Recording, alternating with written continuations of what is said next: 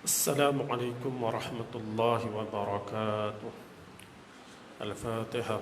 أعوذ بالله من الشيطان الرجيم. بسم الله الرحمن الرحيم.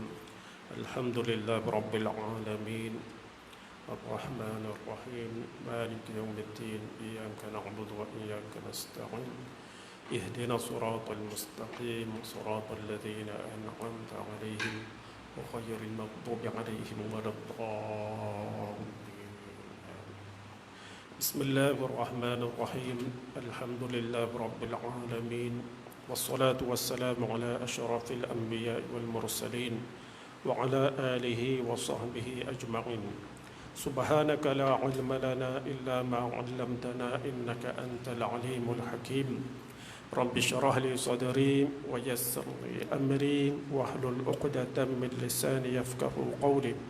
اللهم علمنا ما ينفعنا وانفعنا بما علمتنا وزدنا علما يا أرحم الراحمين.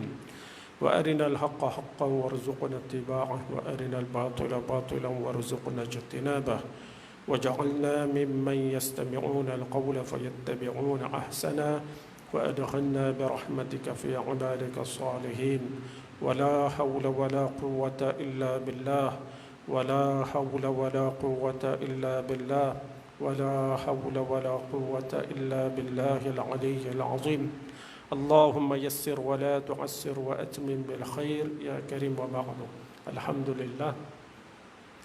Alhamdulillah, pertama-tamanya kita merafakkan setinggi-tinggi kesyukuran di atas segala nikmat yang Allah kurniakan kepada kita, dan alhamdulillah kita boleh melaksanakan solat berjamaah di surau, di masjid. Dan apa yang perlu kita ambil berat ialah perlu mematuhi SOP yang ditetapkan. Antaranya penjarakan, sama ada ketika sembahyang maupun ketika pengajian. Kan? Ketika pengajian ke ketika sembahyang ke dijarakkan. Mudah-mudahan ada kebaikan bagi kita semua. InsyaAllah kita sambung pengajian kita dari kitab Mustika Hadis jilid yang ketiga, muka surat 292. Dan antara SOP yang ditetapkan, selepas pengajian tidak ada jamuan. Maka pengerusi kena ajak ustaz tu pergi restoran. Itu tak apa. Lepas pengajian tak ada jamuan. Baik. Ini berkaitan dengan menjamu, menjamu makanan ataupun minuman dan sebagainya. Hadis-hadis yang kita baca ini berkaitan dengan sedekah. Sedekah. Antara sedekah-sedekah tersebut ialah menjamu janda dan juga anak-anak yatim. Sedekah kepada mereka. Dan hari ini membantu keluarga sahabat ibu bapa. Sahabat ibu bapa. Tali persahabatan yang terjalin mesra di antara seseorang dengan yang lain tidak dibiarkan terputus sesudah mereka yang bersahabat itu meninggal dunia. Malah Islam menggalakkan anak-anak mereka menguatkan lagi hubungan silaturahim dan membantu mana-mana yang memerlukan bantuan. Itulah hebatnya persaudaraan, persahabatan di dalam Islam. Apabila ibu bapa kita ada kawannya. Bila ibu bapa itu dah meninggal, ibu bapa kita meninggal, kita hubungkan hubungan persahabatan antara kita dan juga kawan kepada ibu bapa kita. Kalau ibu bapa kawan tu pun dah meninggal, maka anak dengan anak pula. Begitulah sebaik-baiknya. Jadi kalau ada kawan-kawan ni yang hidup dalam keadaan susah, maka merekalah antara orang yang paling layak kita dahulukan. Sebab dia ada hubungan persahabatan dengan kita. Sebelum ini, orang yang layak diberi bantuan yang awal-awal ialah orang yang mempunyai hubungan silaturahim dengan kita. Dan kedua, jiran kita. Yang ketiga, orang yang ada persahabatan persahabatan dengan kita, ataupun ada hubungan persahabatan dengan ibu bapa kita. Itulah antara orang yang perlu kita dahulukan.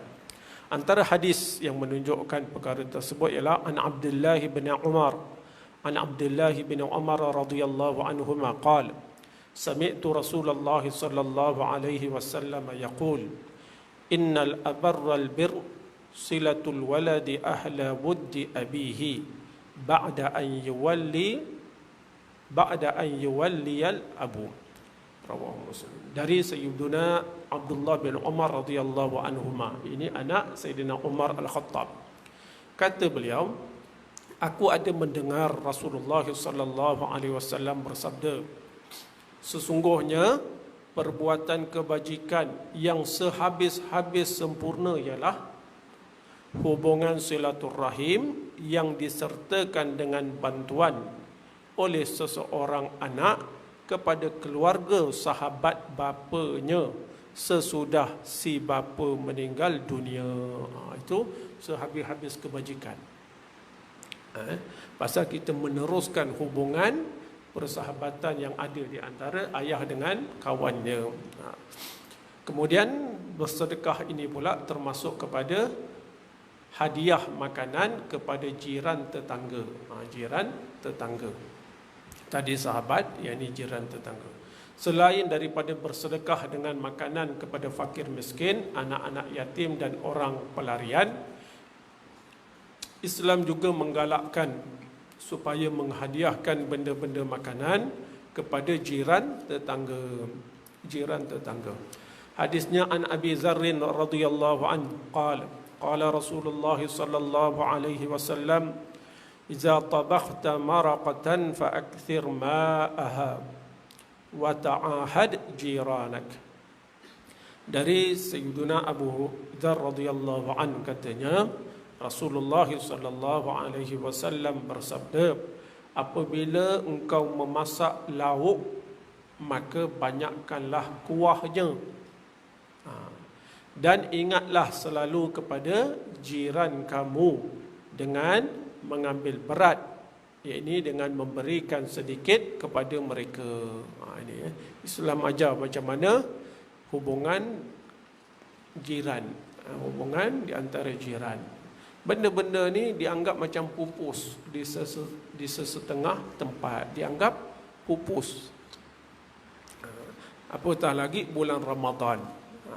Bulan Ramadan pun dah jarang dah orang nak bagi-bagi. Dia tahu bagi kat surau, ya, bagi kat surau. Baru ni surau tutup, dah dia bagi ke tidak? Kan dia jadi macam pupus. Saya tinggal tempat ni kan, tempat saya tinggal ni baru 6 tahun saya tinggal. Saya buat apa? Setiap kali bulan Ramadan tu saya akan bagi makanan. Bagilah tiap-tiap hari mesti bagi. Bila bagi dia orang pun bagi. Bagi orang dia tu pulang bagi. Setakat ni pinggan tak hilang lah. Bagi. Kalau kita mula, dia orang buat dah. Tapi orang lain dia tak bagi. Orang yang bagi tu, rumah yang saya bagi tu kan, dia bagi kat saya lah.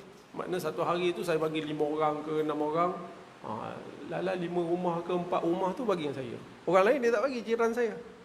Itu pun pelik bin ajaib, patut bagilah. Pasal kita mulakan. Jadi satu hari mak saya datang ke rumah.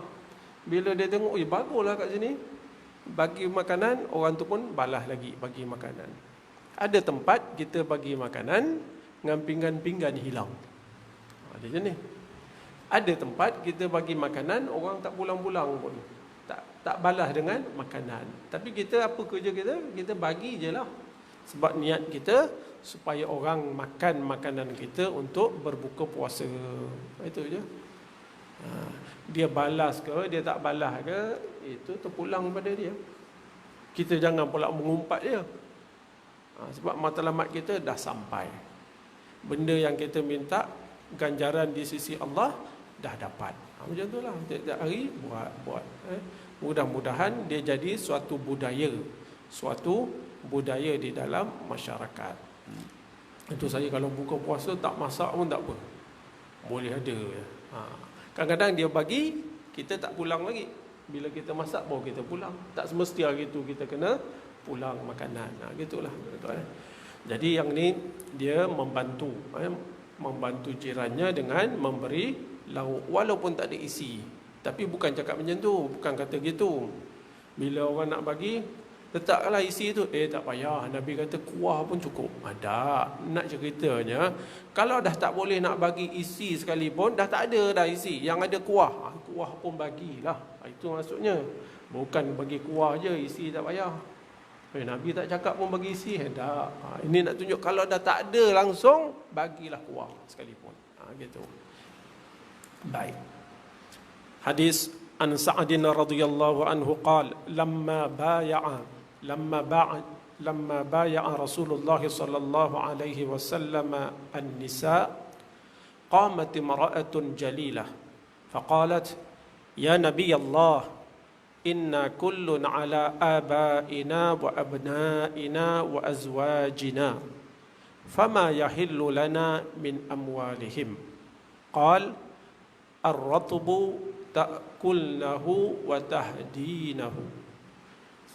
Hadis riwayat daripada Sa'ad radhiyallahu an, katanya semasa Rasulullah sallallahu alaihi wasallam mengambil pengakuan taat setia, iaitu bai'ah, ketika Nabi mengambil bai'ah daripada kaum perempuan, seorang perempuan yang berkedudukan mulia dari kalangan kaumnya bangun lalu bertanya, ya Rasulullah, kami kaum perempuan menjadi beban yang ditanggung nafkahnya oleh bapa kami.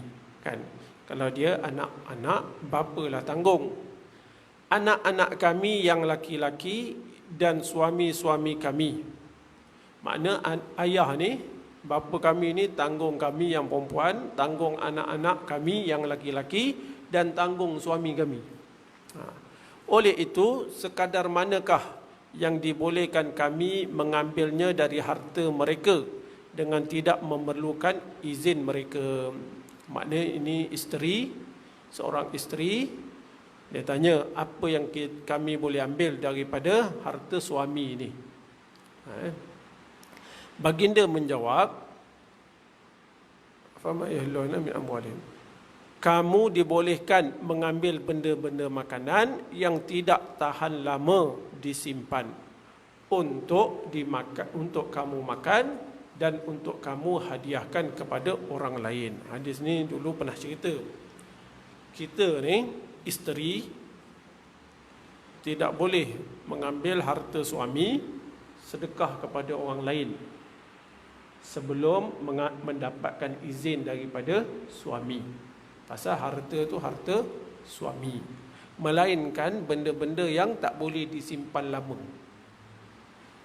Contohnya makanan ni lah, kalau nak minta izin, tak sempat minta izin, dah basi dah. Yang ini boleh isteri ni beri makanan tu kepada orang lain. Ataupun dah menjadi kebiasaan suami ini membenarkan isteri ini memberi makanan ataupun buah-buahan yang mudah rosak. Kata catatan ni, benda makanan yang boleh dihadiahkan dengan tidak memerlukan izin ialah jenis-jenis makanan yang tidak tahan lama disimpan, seperti makanan yang telah dimasak, buah-buahan dan sayur-sayuran. Yang ini boleh diberi sedekah walaupun tak minta lagi izin daripada suami. Tapi jangan tuan-tuan sedekah semua akhirnya tak masak untuk suami, jangan. Masaklah untuk suami, masak. Ada lebih. Ini kalau masak pun kita tak boleh habiskan. Kan? Boleh tak kita beri kepada jiran? Boleh. Tapi tak minta izin daripada suami? Boleh. Barang yang kalau kita simpan rosak. Jadi Islam ajar apa tuan-tuan? Tapi ada orang dia tak minat macam tu. Dia tak minat. Dia bila nak buat macam ni, dia kata, nanti kalau bagi, orang kata nak rosak baru nak bagi. Dah nak rosak baru nak bagi. Dia cakap itu. Dia diganggu. Akhirnya dia buat apa? Akhirnya dia pun buanglah ke dalam tong sampah. Dia kata senang. Orang pun tak cakap. Dia kata. Betul ke salah tu? Tak betul lah tu. Sepatutnya bagi je lah. Asalkan benda tu masih boleh dimakan. Memang sebaik-baik bagilah waktu benda tu segar kan. Waktu elok. Macam tu pakaian. Ada orang pakaian dah banyak dah. Kata bagilah pada orang. Kata nanti bagi kat orang, orang kata dah bagi benda yang dah pakai, kata. Bagi pakaian yang dah pakai. Jadi dia takut orang kata, akhirnya apa dia buat? Dia ambil pakaian tu semua, buang kat tong sampah. Ini cerita betul ni. Buang kat tong sampah. Bila kita tengok kat tong sampah tu, pakaian cantik-cantik. Tanya tuannya, kenapa buang kat tong sampah? Dia kata senang sikit. Kalau bagi kat orang, nanti orang kata dah pakai baru nak bagi. Apa masalah dia? Tak ada masalah pun. Boleh. Daripada kita buang kat tong sampah tu, lebih baik kita manfaatkan, beri pada orang, ataupun makanan tu beri kepada binatang. Lepas tu orang tua-tua dulu, dia bela ayam. Pasal apa? Bila ada nasi tak habis lah apa kan, dia bagi ayam makan. Itu kira membazir ke? Tidak. Pasal ada makhluk Allah yang mengambil manfaat. Gitu. Jangan kita takut dengan hasutan-hasutan ni. Yang penting niat kita itu betul. Biar niat kita betul, insya-Allah tak ada masalah. Jangan buat. Baik, seterusnya sedekah kepada orang kafir. Boleh ke tak boleh ni? Sedekah kepada orang kafir. Islam menggalakkan berbuat baik sesama manusia, walau yang berlainan agama sekalipun. Ini hebatnya Islam ni. Islamlah yang mengambil berat tentang manusia. Sebab Islam tidak membeza-bezakan antara bangsa dengan bangsa yang lain, dan tidak membeza-bezakan agama antara seseorang dengan seseorang yang lain dalam perkara-perkara hak-hak kemanusiaan. Adapun dalam perkara-perkara yang berkaitan dengan agama, yang menjadi dasar kepada agama Islam, maka tidak boleh sekali-kali kita berkompromi dalam perkara-perkara yang berkaitan dengan asas-asas agama. Tak boleh. Agama lain, orang agama lain nak menentukan kita boleh semayang ke, tak boleh semayang ke, tak boleh. Tak boleh. Itu hak kita. Adapun sebagai manusia yang hidup bermasyarakat, maka Islam menggalakkan kita memberi bantuan walaupun terhadap orang yang bukan Islam. Asalkan orang yang bukan Islam itu bersikap aman damai terhadap Islam dan umat Islam. Orang yang bukan Islam ni, yang kita boleh bantu-bantu ni, ialah orang Islam yang tidak mempunyai perasaan benci terhadap Islam. Iaitu tidak melakukan perkara-perkara untuk menghancurkan Islam, ataupun tidak melakukan perkara-perkara untuk menghalang Islam. Dia tu. Dia memang orang bukan Islam, memanglah dia tak suka Islam, tapi dia tidak melakukan perkara-perkara yang menghalang Islam, perkara-perkara yang mengugut orang-orang Islam dan sebagainya. Tapi kalau dia ni orang bukan Islam, sikap dia tidak damai terhadap orang Islam, dia melakukan perkara-perkara yang merugikan orang Islam, menyekat orang, yang ni jangan dibantu. Jangan dibantu. Baik, antara hadisnya, an Asma binti Abi Bakr radhiyallahu anhuma qalat qadimat alayya ummi wa hiya musyrikatun fi ahdi Rasulillah sallallahu alaihi wasallam fastaftaitu Rasulullah sallallahu alaihi wasallam qultu inna ummi qadimat alayya wa hiya raghibatun afa asilu ummi qal na'am sili ummak. Rawahul Bukhari. Dari Sayyidatina Asma binti Abi Bakr radhiyallahu anhuma. Ini anak Sayyidina Abu Bakar As-Siddiq radhiyallahu anhu.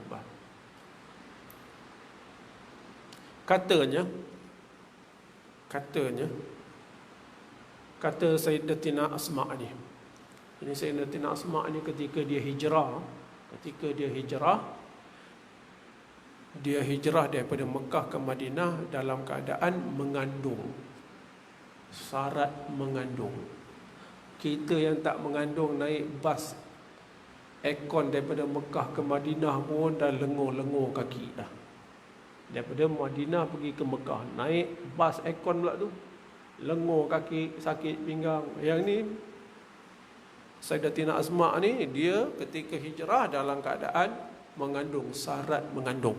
Sampai je ke Madinah, dia pun melahirkan anak. Itulah anak pertama yang dari kalangan ahli muhajirin yang lahir di Madinah, anaknya. Nama dia apa? Ha?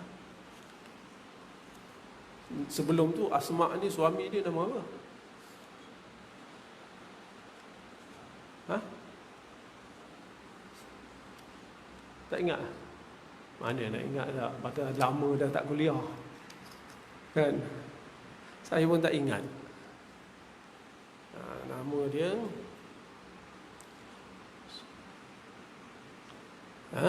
apa?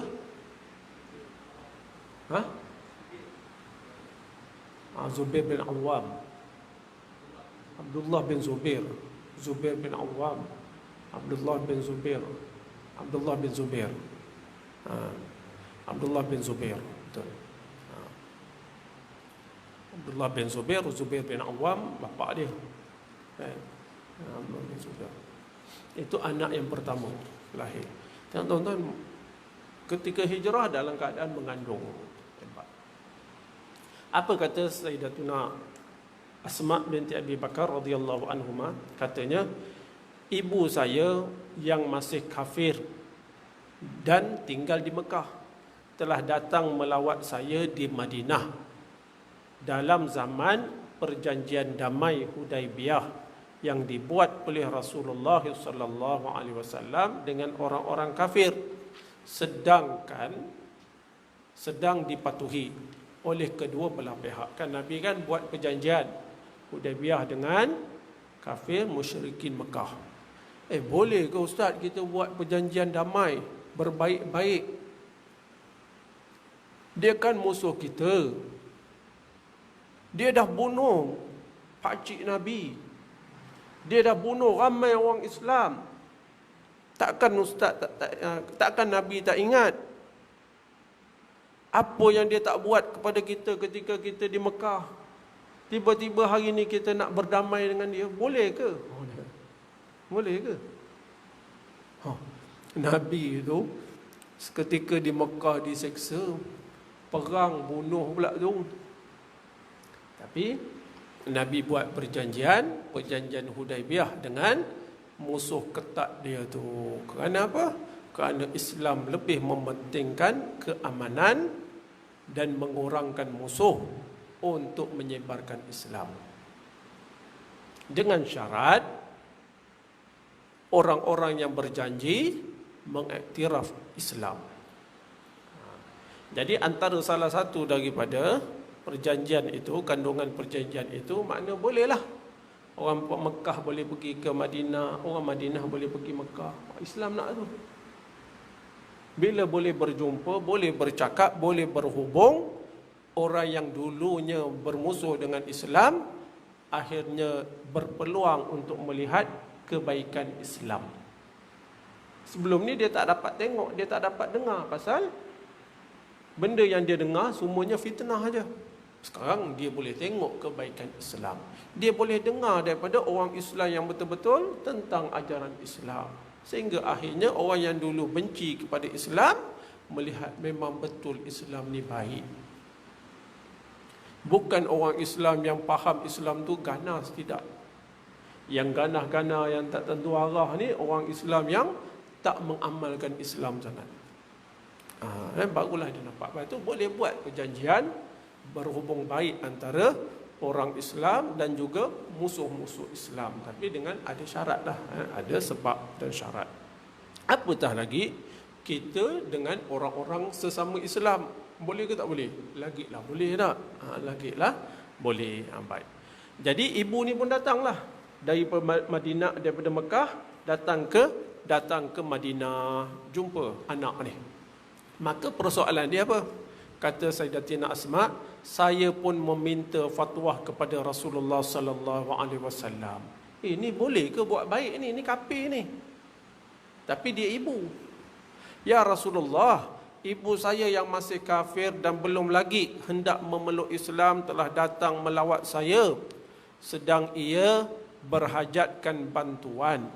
Dia pula datang ni memerlukan bantuan. Bolehkah saya membantu ibu saya dengan sesuatu pemberian? Kata Sayyidatina Asma. Sabda Nabi SAW, ya. Kata Nabi, boleh, ya. Hubungilah silaturrahim dengan ibu kamu. Macam mana hubungkan silaturrahim dengan ibu kamu itu? Iaitu dengan memberikan bantuan yang diperlukannya. Jangan kamu putuskan hubungan silaturrahim ini. Maknanya keluarga, sesama keluarga dihubungkan. Walaupun keluarga tu ada yang kafir. Contohnya mu'alaf tak? Dalam keluarga tu orang yang bukan Islam, tiba-tiba ada seorang ni anak masuk Islam, ya. Walaupun ibu bapanya bukan Islam, wajib anak itu berbuat baik kepada ibu bapa, selagi mana ibu bapa itu tidak menyuruh anak ini melakukan maksiat kepada Allah Subhanahu wa ta'ala. Itulah hebatnya Islam ni. Apatah lagi orang Islam, anak-anak orang Islam, menantu-menantu marah macam mana pun dengan ibu bapa, tak boleh putuskan hubungan. Ibu bapa tu susah, tak payah bantu dia. Pasal dia tu waktu saya kecil langsung tak tengok saya, biarkan saya dengan mak saya. Boleh ke tak boleh macam tu? Kadang-kadang kita dengar orang, tak payah. Dia itulah lelaki yang ketika saya kecil, dia tinggalkan saya dengan mak saya. Dia kat sana. Akhirnya, dia tak bantu. Boleh ke macam tu? Mana boleh? Dia tetap ayah juga. Macam tu menantu-menantu ni. Kadang-kadang ada yang tak setuju dengan pak mentua, mak mentua. Tiba-tiba pak mentua, mak mentua kita susah. Perlu tak kita bantu? Perlu bantu. Macam itulah tuan-tuan. Jadi kita sentimen-sentimen yang tak betul ni, kita perasaan-perasaan yang tak betul ni kita tolak tepi. Kita ambil yang agama ajar. Kadang-kadang kita tolong pun orang tak suka kita, itu dia hal. Tapi Islam suruh kita tolong, kita tolong. Lepas kita tolong pun dia tak suka lagi kita, itu terpulang pada dia. Sebab kita buat kerana Islam suruh, Nabi ajar. Gitu. Ambil macam tu. Baik. Jadi dalam hadis ini Nabi SAW menunjukkan, mengajar kepada kita, boleh kita membantu orang-orang yang bukan Islam. Apatah lagi dalam hadis ini orang yang ada hubungan silaturrahim, orang yang ada hubungan darah, Kemudian bersedekah kepada haiwan. Haiwan dilarang oleh Islam menyakitinya. Itu hebatnya Islam ni. Ajaran Islam ni, diri sendiri pun tak dibenarkan kita sakiti. Tak boleh. Senang-senang ambil jarum, cocok muka, cocok pipi, cocok mulut, tak pasal-pasal, tak boleh. Tak dibenarkan. Ambil pedang saja-saja, tetak ni, tak tu, menyakitkan hati, tak dibenarkan. Menyakiti diri sendiri pun tak dibenarkan. Apatah lagi menyakiti orang lain. Menyakiti binatang pun tak dibenarkan. Begitu juga menyakiti pohon-pohon yang tidak mengganggu kita. Saja yang ditebang-tebang pokok ni tak boleh. Melainkan ada manfaat, keperluan. Sampai macam tu Islam ajar. Menyakiti air, yang ini merosakkan air, laut, sungai, boleh? Tak boleh. Itu Islam ajar. Bukan Barat ajar, tuan-tuan. Islam yang ajar benda-benda kebaikan. Cuma ada orang Islam yang tak amalkan. Bila tak amalkan, dibawa pula oleh orang-orang yang bukan Islam. Teori-teori ni, akhirnya orang Islam tengok, orang yang bukan Islam ni yang bagus, hebat. Dah, Islam yang bawa ajaran tu. Cuma orang Islam tinggalkan, kan? Tapi bukanlah semua orang Islam tinggalkan, ada yang amalkan. Baik, ini buat baik kepada haiwan. Dalam nota kaki ini disebut dalam hadis sahih riwayat Muslim, seorang perempuan telah menyeksa seekor kucing dengan mengurungnya dan tidak memberinya makan minum. Seorang perempuan seksa kucing ni. Dahlah dia kurung, lepas tu tak bagi makan minum. Perbuatan yang kejam itu menyebabkan perempuan yang tersebut menderita azab dalam neraka. Disebabkan dia seksa binatang ni, dahlah dia letak dalam dahlah dia kurung kan, lepas tu tak bagi makan minum. Disebabkan perbuatan tu, maka dia diazab dengan azab yang berat. Islam ni hebat tuan-tuan. Macam tu banduan-banduan. Jahat macam mana pun dia, tapi bab makan minum kena bagi. Ni kadang kita terlepas pandang. Binatang tu pun tak boleh. Kalau hang tak nak bagi makan minum, lepaskanlah banduan tu pergi cari makan minum. Lagi tak boleh tak? Kena bagi. Hak dia. Bagi tak? Bagi. Habis duit banyak pula tu. Bagi. Pada suatu hari, selepas daripada peperangan, Sumamah ditawan. Dia ni seorang pemimpin lah, orang yang bijak. Ditawan, diikat di salah satu tiang di Masjid Nabawi. Dah diikat, tawanan kan? Lepas tu waktu bagi makan, bagilah. Kemudian Nabi pun datang, tanya dia, macam mana pendapat kamu tentang Islam ni?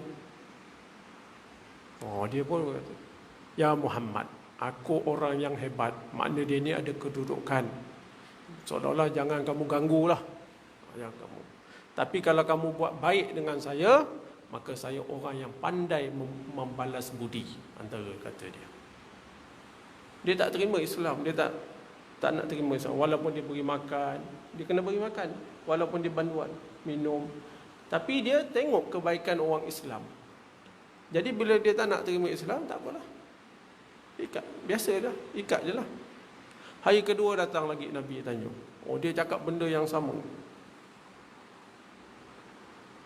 Tapi kalau kamu buat saya sesuatu benda, kamu lakukan terhadap saya, maka saya akan bawa penyokong-penyokong saya bertindak terhadap kamu. Seolah lagi itulah. Padahal dia kena tawan. Nabi diam. Nabi diam. Bagi dia makan, minum. Biasa. Hari ketiga pula dia datang. Nabi datang. Dia cakap benda yang sama. Akhirnya Nabi kata, lepaskanlah. Lepaskan dia. Lepaslah. Tak ada faedah pun tawan dia. Lepaskan dia. Maka dia pun keluar daripada Masjid Nabawi. Dia pergi kepada suatu kebun tamar. Dia pun mandi. Lepas mandi, dia masuk balik jumpa Rasulullah sallallahu alaihi wasallam. Dia datang untuk apa? Untuk mengucap 2 kali syahadah. Apa kata dia? Ya Rasulullah, sebelum ini muka kamulah yang paling aku benci. Tapi hari ini muka kamulah muka yang paling aku cintai, ya Rasulullah. Sebelum ini tempat kamu Madinah itulah yang paling aku benci. Tapi sekarang tempat inilah yang paling aku cintai. Macam itulah. Dulu Islam ini agama yang aku paling benci. Tapi hari ini Islam inilah agama yang paling aku cintai. Sebab apa? Melihat kebaikan yang dilaksanakan oleh Islam. Pasal tu kita selalu kata, kalau kita orang Islam, pemimpin-pemimpin Islam, orang yang ada kedudukan di dalam Islam, mengamalkan ajaran Islam, insya-Allah orang akan nampak kebaikan. Tapi yang jadi masalah apa? Kita bila nak beramal dengan Islam, kita nak fikir, ini kalau kita buat dapat sokongan ke tidak, dapat ni ke tidak. Itu yang jadi payah sikit tu. Itu yang jadi payah. Kita buat apa yang Islam ajar. Apa yang Islam perintahkan, ajar, kita buat. InsyaAllah. Sebab hati manusia di dalam kekuasaan Allah, bukan kita. Macam tu kena yakin. Kita lepas-lepas. Begitu. Jadi pada haiwan pun Islam suruh kita buat baik. Sebaliknya digalakkan menolongnya. Jangan dilarang kita menyakiti haiwan. Bahkan yang digalakkan apa? Menolong haiwan ini, terutama yang sedang dahaga, seperti dalam hadis an Abi Hurairah radhiyallahu anhu anna Rasulullah sallallahu alaihi wasallam qala bainama rajulun yamshi bi tariqin ishtadda alaihi al-'atash fawajada bi'ran fanazala fiha fashariba thumma kharaja fa idza kalbun yalhathu ya'kulu thara min al-'atash faqala ar-rajul laqad balagha hadha al-kalba min al-'atash mithlu alladhi kana balagha minni fanazala al-bi'ra famala'a khuffahu ma'an thumma amsakahu bifihi hatta raqiya fasaqa al-kalb fashakara Allahu lah faghafara lah qalu ya Rasulullah wa inna lana fi hadhihi al-bahaimi la ajran faqala wa inna lana fi hadhihi al-bahaim la ajran faqala fi kulli kabidin ratbatin ajrun rawahu Muslim. Dari Sayyiduna Abu Hurairah radhiyallahu an katanya Rasulullah sallallahu alaihi wasallam telah bersabda, dalam masa seorang laki, pada suatu masa seorang laki ini, ada seorang laki mengembara, sedang-sedang dia berjalan di sebatang jalan terasa makin bertambah dahaga. Akhirnya lalu dia berjalan, dapatlah, jumpalah dia sebuah perigi. Maka dia pun turun ke dalam perigi lalu minum. Kemudian naiklah, dia dahaga kan, minum. Dah lepas naik, tiba-tiba berjalan dia lihat seekor anjing sedang termengah-mengah, terjelir lidahnya sambil menjilat-jilat tanah basah kerana dahaga. Jadi anjing ni dia jilat tanah pasal dahaga. Pasal dahaga. Apabila laki ini melihat keadaan tersebut, maka laki ini pun berkatalah, sesungguhnya anjing ini sedang menderita dahaga seperti yang telah aku rasai. Maka laki ini pun turun ke dalam perigi lalu mengisi penuh sarung kulit yang di kasut dia yang daripada kulit. Dia pun ambil air, pakai itulah, dipenuhi kulit kasut tadi itu dengan air. Kemudian ia membawanya naik dengan menggunakan giginya. Maknanya dia ikat, dia gigit benda itu, kasut tadi itu. Maka dia pun naik semula. Lalu diberinya minum anjing tersebut. Maka Allah Subhanahu wa ta'ala menerima amalnya yang baik itu, lalu mengampuni dosanya. Sahabat yang mendengar ucapan Nabi itu pun bertanya, ya Rasulullah, adakah kami akan mendapat pahala juga jika kami berbuat baik kepada haiwan, ya Rasulullah? Buat baik pada haiwan pun dapat pahala ke? Kata Rasulullah sallallahu alaihi wasallam, pada tiap-tiap makhluk yang hidup, yang lembut, basah dagingnya, hatinya, terdapat pahala. Makna asalkan benda tu benda yang hidup, kalau kita bantu dapat pahala. Bagi orang-orang yang berbuat baik kepadanya, dapat pahala. Apatah lagi kita buat baik pada orang. Orang tu balas ke, ikut kita ke, tak ikut kita ke, tapi benda kebaikan yang kita buat, Allah akan beri kebaikan itu kepada kita, balasan kebaikan itu kepada kita. Allah tenteramkan hati kita. Tengok orang ni, Allah ampunkan dosa dia. Lepas itu apa yang Islam ajar, buat. Jangan kita, ini kalau buat ni jadi macam ni, nanti orang buat Yang penting kita buat kerana Islam ajar, Islam perintah macam tu. Baik, itu hadis yang tentang berbuat baik kepada haiwan. Ini yang terakhir sekali tuan-tuan. Terakhir. An Abi Hurairah radhiyallahu anhu 'anil Nabi sallallahu alaihi wasallam anna imra'atan baghiyan ra'at kalban fi yawmin harin yutifu bi'rin qad adlagha lisanahu min al-'atash fanaza'at lahu bimuqiha faghufira laha, rawahu Muslim.